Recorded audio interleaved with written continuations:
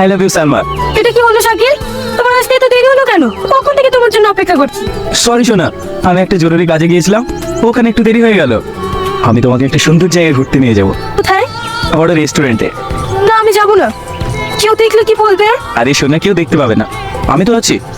তুমি চলো তো। শাকিল অনেক লেট হয়ে গেছে, চলো বাড়ি যাই।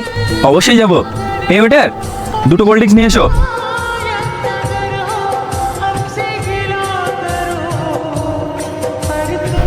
শাকিল আমার অনেক মাথা ঘুরছে, আমাকে বাড়ি নিয়ে চলো। চলো।